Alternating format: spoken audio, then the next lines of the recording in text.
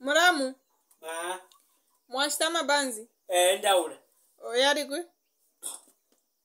Agatebao. Okay.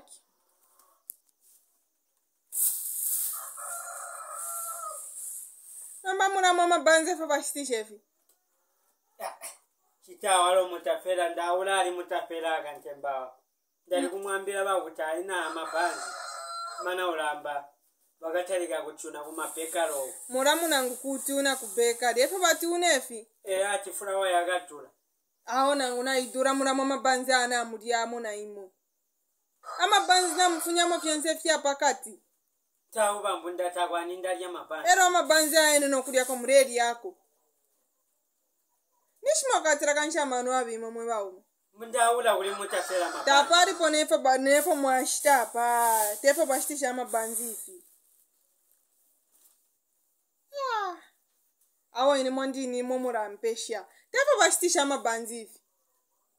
So ine ndefo aya. Mbweka shama amabanzi mura musendere mpiyandi. Chapu. Shirefo pia kurandaranda. Mwamfwa?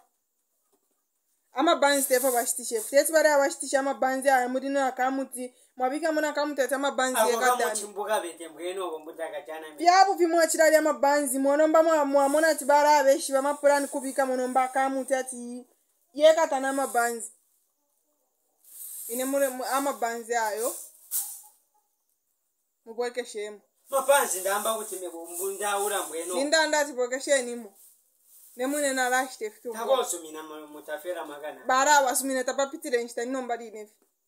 Ina manu aya bipa ya nshia fwa. Bweke shenu amabanzi. Wacharaga shopo unka jago. Nindanda ati bweke shenimo. Mwera kwa tefutara. Amabanzi ayo na muria. Na muria chumashira tabaye basumini. Wonka go kumutafela Kapadi. Mwana mumurorere. Kai mwani peshi wapa shopo. Fast ndeshe ndefo kwa mkushite fyumbua. Abana nabo mfuensara ndefo kusema kupangati. Takosumina mutafela magana. Bara wasumini. Takosumina. Amano bu. Mabanzi bamba kuchaga watu la fulawani niyo mwambani. Ya.